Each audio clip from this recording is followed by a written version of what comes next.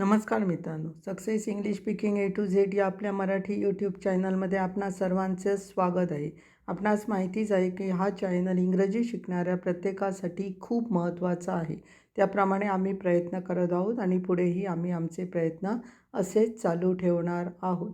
तुम्ही जर आजच आमच्या चॅनलला भेट देत असाल तर कृपया तुम्ही आमच्या पूर्वीचे व्हिडिओ बघा आणि स्टेप बाय स्टेप करत करत इथपर्यंत या, म्हणजे तुम्हाला सगळं व्यवस्थित समजेल. आमचा चॅनल फक्त छोट्यांसाठीच आहे असं समजू नका. छोट्यांपासून मोठ्यांपर्यंत सर्वजण आमच्या चॅनलचा वापर करून व्यवस्थित इंग्रजी शिकू शकतात.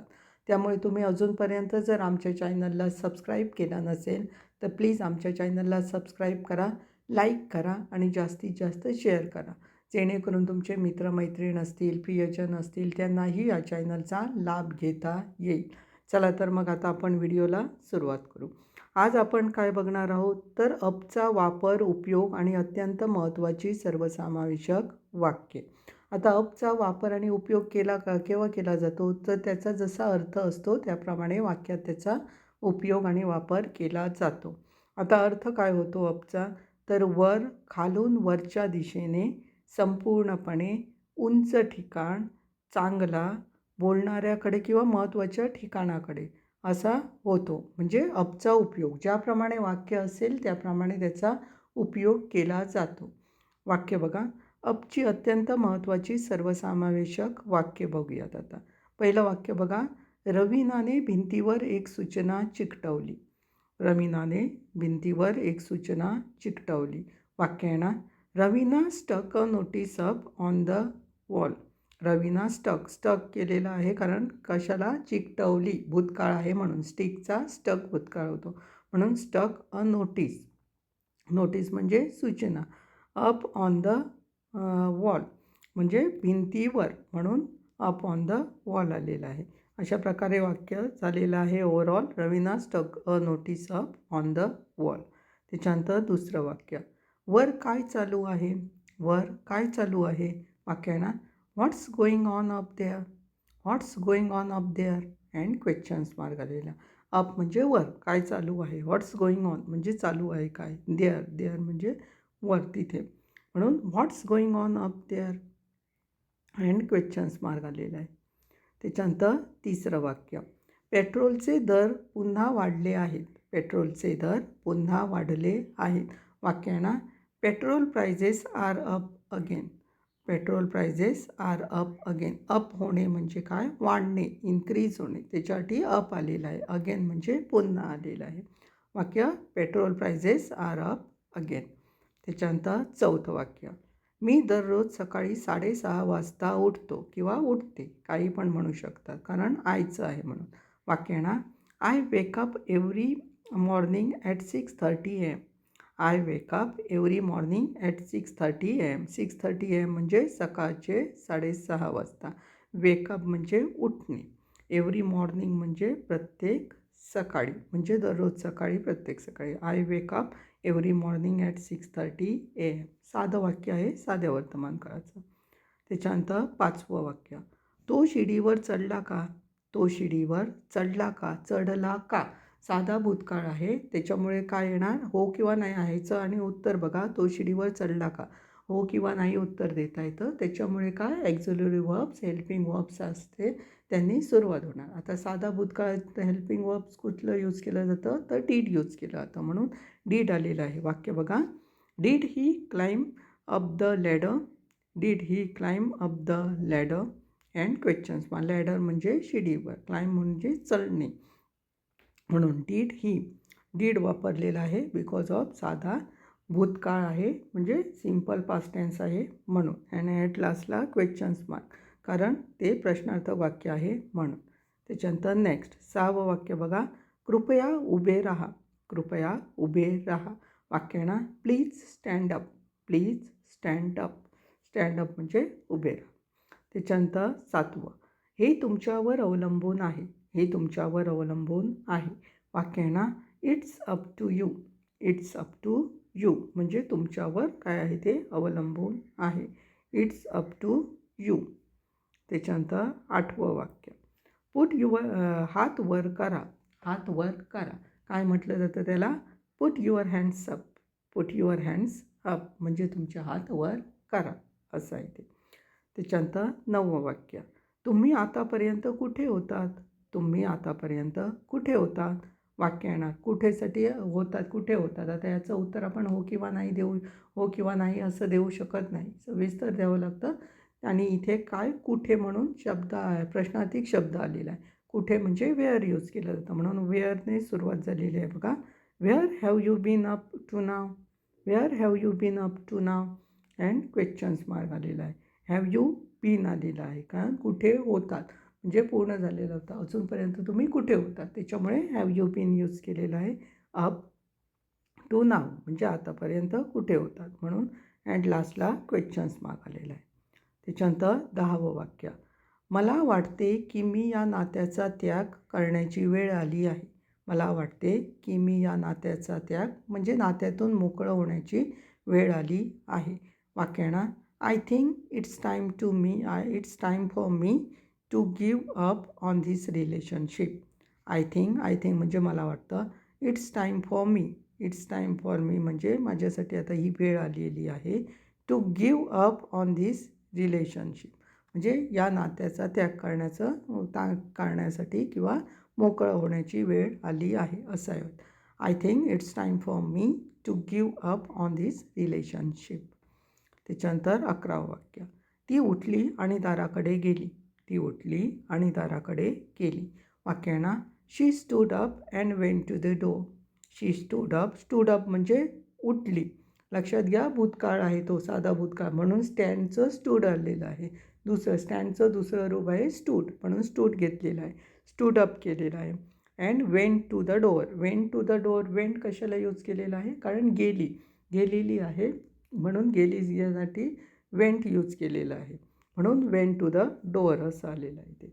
त्याच्यानंतर नेक्स्ट 12वं, तुम्ही इतक्या उशिरा का उठला आहात?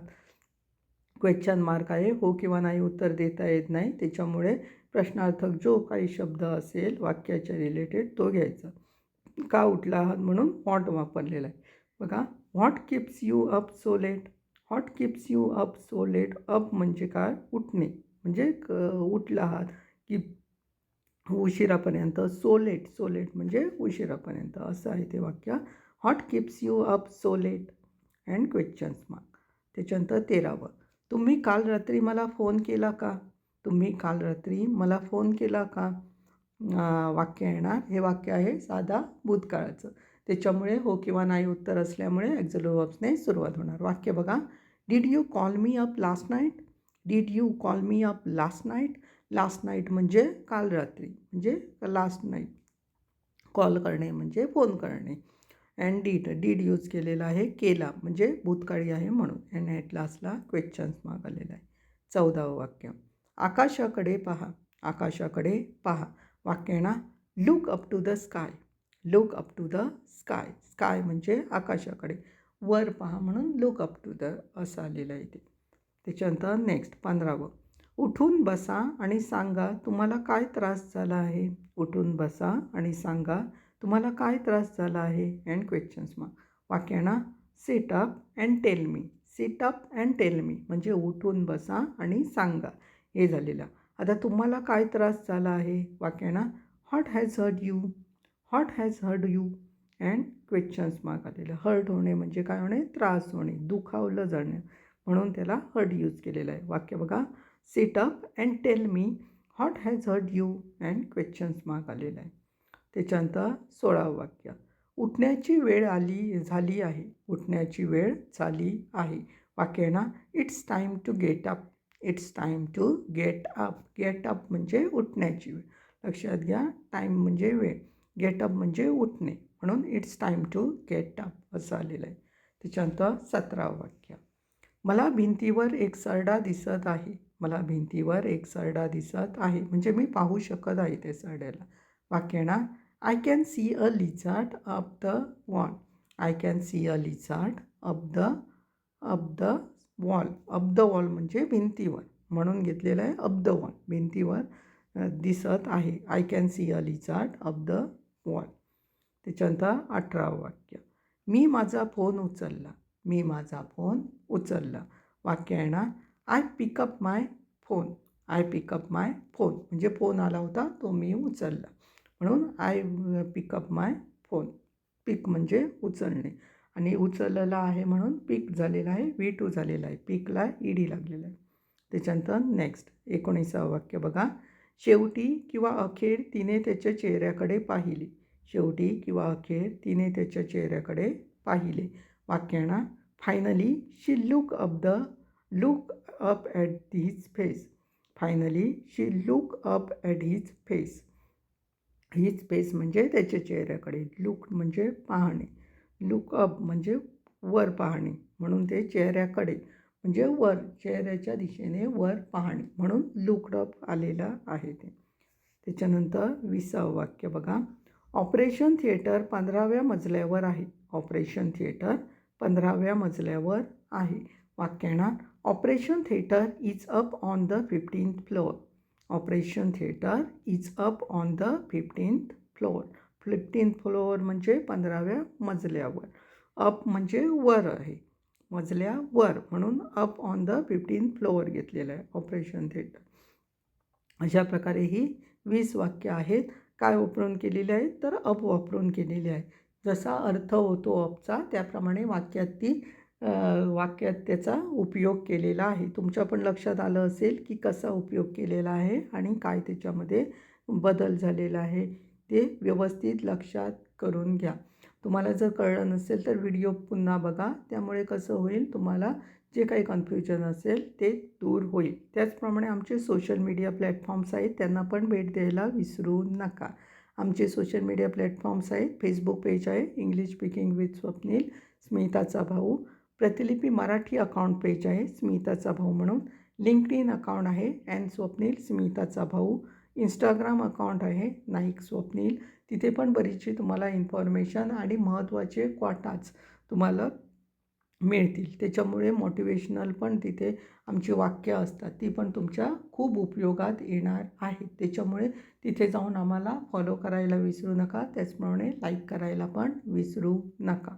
त्याचप्रमाणे आमचं यूट्यूब चॅनल पण आहे अजून, त्याचं नाव आहे सक्सेस इंग्लिश स्पीकिंग शॉर्ट्स म्हणून. त्याची यूट्यूब चॅनल लिंक आहे https://www.youtube.com/@swapnilnaik1 आणि ते आमचं हँडल लिंक आहे, यूट्यूब हँडल लिंक @swapnilnaik1. तिथे जाऊन पण खूप महत्त्वाची माहिती मिळणार आहे तुम्हाला. तिथे तुम्हाला वोकॅब्युलरी मिळणार आहेत, शब्द मिळणार आहेत. त्याचप्रमाणे जे काही इम्पॉर्टंट्स पॉईंट्स असतात ते पण आम्ही पुढे देणार आहोत. त्याच्यामुळे तिथे जाऊन पण आम्हाला सबस्क्राईब करायला विसरू नका. त्याचप्रमाणे तुम्ही आमचं या चॅनलला जास्तीत जास्त शेअर करा, जेणेकरून तुमचे मित्रमैत्रीण असतील, प्रियजन असतील, त्यांनाही याचा लाभ घेता येईल, त्यांनाही या चॅनलचा उपयोग होईल. त्यामुळे आम्हाला अवश्य सबस्क्राईब करा आणि जास्तीत जास्त शेअर करा. चला तर मग आता आपण भेटणार आहोत नेक्स्ट व्हिडिओजमध्ये. तोपर्यंत धन्यवाद.